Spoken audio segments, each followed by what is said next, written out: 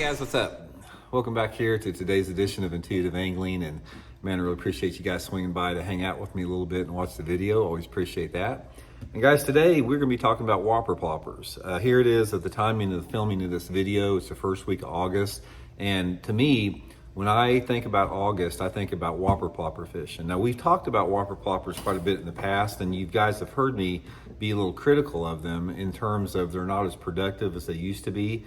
But there's a window of time, and it's about a 2-month window this time of year where Whopper Ploppers can be really good. So what I want to do in today's video is to sort of give you guys an advanced, sort of a little advanced tutorial on some tricks and tips that you can do with Whopper Ploppers as far as modifications, ways to retrieve them, type of areas to fish it in, that I really think it's going to take some of the mystery out of it and allow you guys to catch some fish on it, because it's one of the most exciting ways to catch a bass. So that's what we're going to do in today's video. Also, guys, just a quick invitation out there. Please, if you'd like to, swing by and check out our Fish the Moment lake map breakdowns. You guys have heard me talk about this. These are map breakdowns I built for fishthemoment.com. They're really good resources to learn more about any favorite lake of yours across the country or a lake you've never been to. So I'll include the Fish the Moment lake map breakdown link in the description of the video. Appreciate that. Okay, guys, we talked about Whopper Ploppers a lot. They're a popular topic on YouTube, simply because they're so unique. I mean, a Whopper Plopper is a super fun topwater bait to fish. They used to be unbelievably productive. Here in Missouri, we fished them for 2 or 3 years before the public even knew about them. And then there was a couple big tournaments won on them about probably, I don't know, God, it's been probably close to 10 years ago now.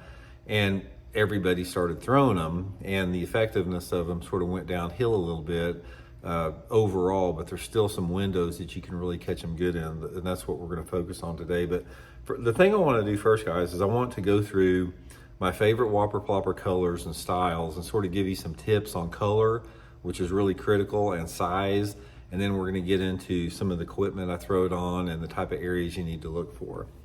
So first of all, guys, the one that I like is the big one. It's called the Whopper Plopper 130. This is, I think they make one even bigger than this, but this is the Whopper Plopper 130 here. And this is the one that most people throw. They got different sizes. And also, guys, I'll put my Tackle Warehouse link in the description if you guys want to get set up on some of these Whopper Ploppers or the equipment I talked about. If you use that link, it's a good way to get your stuff and help the channel out also. But this is the one I use 99% of the time. There are some other sizes, like you got these little bit smaller sizes and different profiles of Whopper Ploppers. A lot of guys like them. I haven't caught hardly nothing on them, guys. I don't, all these small different variations in the sizes here, I've tried them, and they just don't work as good for me. And when I have caught fish on them, they've been quite a few smaller fish. So the first thing that I'm going to tell you guys is stay with the Whopper Plopper 130 size, this is the one I'm going to link in the description of the video here. I think a lot of it has to do with maybe the sound and the profile of this and the level of aggressiveness that the lure creates that's attractive to the fish. For whatever reason, it works. So talk a little bit about colors. I've got 3 primary colors that I use, and some guys like a lot of different colors, but one of the things I found out about fishing Whopper Ploppers for the last 10 or 12 years is these 3 colors I'm going to talk about will pretty much cover about anything that you want to fish. Now, first of all, under low light conditions, early in the morning, late in the evening, if it's raining, something like that, my favorite is this. I think they call it the bone color. And it's not really bone, it's more of like a yellow looking thing like this. This thing stands out like a sore thumb coming through the water. And this is the one that I'll throw like right off the bat if I get out there at daylight and it's still pretty dark out. You got a lot of shade on the water. They can see it, they can track it a little bit better. But once that sun gets up and you start losing your shade a little bit, I don't seem to get as many bites on it for whatever reason. I know some guys that throw it all day long and they say they catch a few on it, but to me this is a low light condition.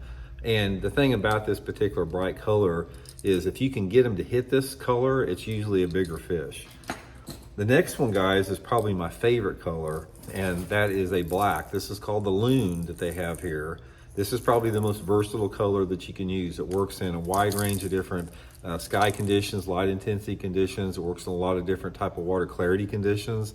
If you had one color to get, this would be it. And I'll share with you guys a little modification here that I haven't shared hardly at all before, but that's what I do to anytime I want a black Whopper Plopper. Now this is the stock one here that you can buy, you know, at Tackle Warehouse. This is the one that I modified here.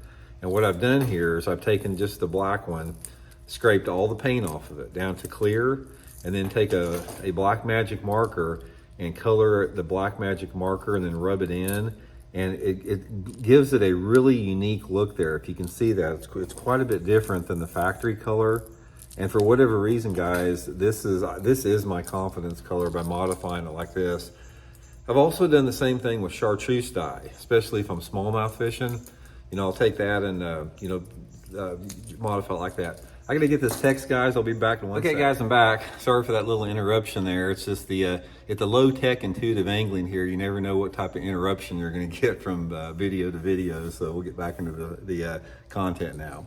Anyway, guys, well, like I was saying here, you know, try modifying this thing black, or you can do the same thing with chartreuse for smallmouth, but just creates more of a glow in the water. Just looks really, really unique. When you put these two, when the loon and this one's coming through the water, it just looks different and the fish seem to like it more. Okay, the next thing, guys, that I want to tell you a little tip about it here is the hooks that come on a Whopper Plopper. They're pretty decent hooks. They're pretty decent sized hooks, but one of the things that I have found out is that upgrading your hooks to a larger size on a Whopper Plopper not only will not hurt the action, but it will give you a lot better hookup. So I usually upgrade my hook here to this is a #1 Gamakatsu G-Finesse treble hook. It's a little bit, it's probably about maybe 10-15% larger than the stock hook that comes on the Whopper Plopper. I'll put this in the link in my Tackle Warehouse link too if you guys want to get some of these. But actually, there was several of the guys that I know that are really experts with the Whopper Plopper. They told me about this trick too. They put these big honking hooks on there, and it just seems to hook the fish better. It doesn't make any difference because this thing is disturbing so much water when it comes through the surface that they can't see this hook anyway. And you know me, I like to use smaller hooks if I can, but this is one exception to the rule on the Whopper Plopper there. Okay, the next thing, guys, is the gear. We'll talk a little bit about the gear, then we're gonna get into the type of areas to fish it. I fish my Whopper Plopper, guys, on a flipping stick. My Megabass Alcleese flipping stick. I've got the Okuma HA1000 bait cast reel. By the way, guys, I've been really happy with this reel. I did a video on it, this Okuma reel. I'll also put the link in the description for that if you guys are looking for a new one. I've been really happy with this model here. But I throw the Whopper Plopper on a flipping stick. A lot of guys don't. A lot of guys throw it on like a 7-foot rod with a braided line. But out of all my experimentation with being able to turn a strike into an actual landed fish, I find by going to a flipping stick, you know, 7-to-1 reel I use 25-pound test Seaguar and Vizex or fluorocarbon line on it. And a lot of guys use braided line. I do not like to use braided line.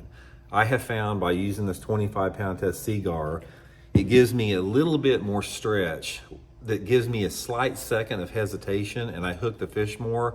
A lot of times if you're throwing that thing on 40 or 50-pound braid like a lot of guys do, and you set the hook like a live nerve ending when it blows up on it, you don't have any stretch, and you'll actually pull the hook away from that fish, and you'll lose a lot of fish doing that. So try this, guys. I'm telling you, it makes a big difference. Put it on your flipping stick, get you some 25-pound test fluorocarbon, and you'll be good to go as far as the setup on it. Retrieve is another thing, guys, with a Whopper Plopper. Now, one of the things you want to do with a Whopper Plopper, I found out, is make it straight, just make your cast with it. Point that Whopper Plopper, you know, point the rod tip at probably about at the 2 o'clock position. You know, like if you're reeling it straight like this at 12 o'clock, put it about at a 2 o'clock position. Keep your rod tip, you know, about level with the water, just about like that. And use a fast stop and go retrieve with it. You know, the thing that's going to distract or, you know, keep your strikes down on a Whopper Plopper is a slow retrieve. In the summertime, in August and September, you got to burn a Whopper Plopper. You will, if you and I go out fishing and you throw your Whopper Plopper out there and you just start reeling it across the water like that, and it's going blah, blah, blah, blah, blah, blah, blah, blah, blah, blah, and I'm out there burning it like that, stop and go, where it's going zzz, zzz, zzz, zzz. I can promise you that whoever's burning the Whopper Plopper will catch them 10-to-1. That fast burn and retrieve like that with the stop and go will generate those strikes from those super shallow bass they're sort of like, they're even though the water's warm, they're not real aggressive. They're sort of lethargic. And that fast stop and go retrieve will generate a lot more strikes with it. I don't mean like reeling it as fast as you can, but reel it pretty fast with a stop and go retrieve. And that stop and go retrieve is really critical because you don't want it just going straight across the water like that. You want it going straight across and there's a hesitation and then get it moving again. And a lot of times what happens is you'll be reeling that thing across the water and then you hesitate it for a half turn and then you start reeling it again, and that's when they'll hammer it like that. So stop and go fast retrieve is, I'm gonna say, guys, if there's one tip that I can give you in Whopper Plopper fishing that's even more important than colors or anything, it's that fast stop and go retrieve in August and September. Okay, now let's get into the important part here, where you wanna fish this thing around in those 2 months and why you wanna fish it. I don't really understand, aside from the fact that there's still a lot of perch shallow and there's a lot of bait shallow in August and September, why they don't start hitting the Whopper Plopper good until August and September. And actually they hit it better later in August, like later in August, really first couple weeks of September. Water's still hot, that's the time you want to fish it, but I don't catch many on a Whopper Plopper like in May and June and July. I know some guys do under certain situations. You know, we talked about my buddy Connor Cunningham. He won the BFL All-American in June on a Whopper Plopper, but I've never done that good that time of year. It's more of an August, September.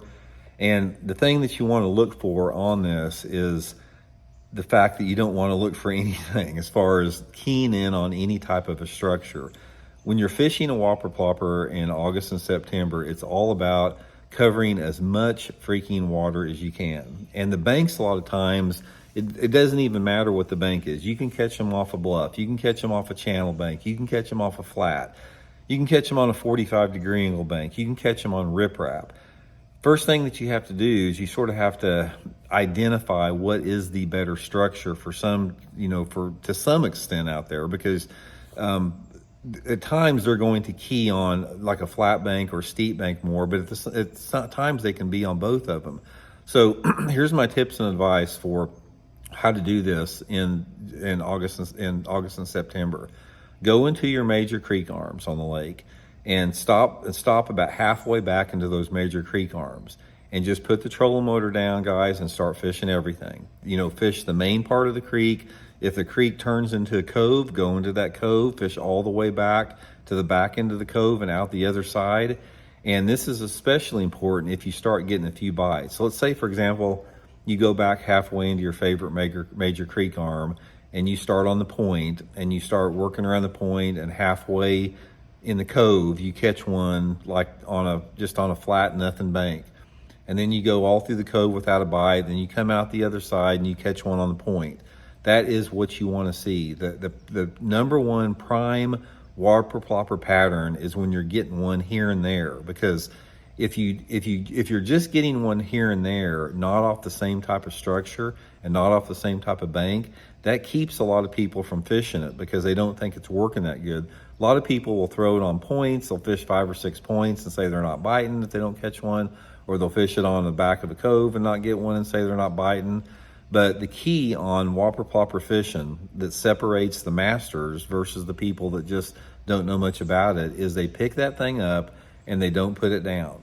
And if you want to have a good Whopper Plopper day this time of year, that's what you have to do. Don't take anything out there except your flipping stick, your 25-pound fluorocarbon, and a box of Whopper Ploppers, and just cover water. Make sure your trolling motors are charged up good, and just keep covering those type of banks.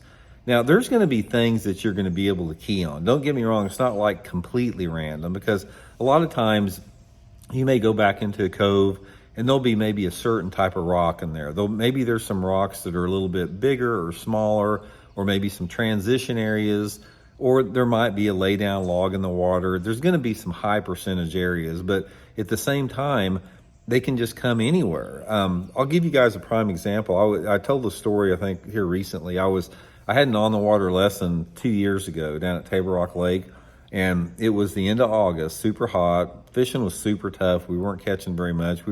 I was drop shot and catching a few fish, and my partner had to go to the bathroom. So I pulled him up onto the bank, and he goes up into the woods to go to the bathroom.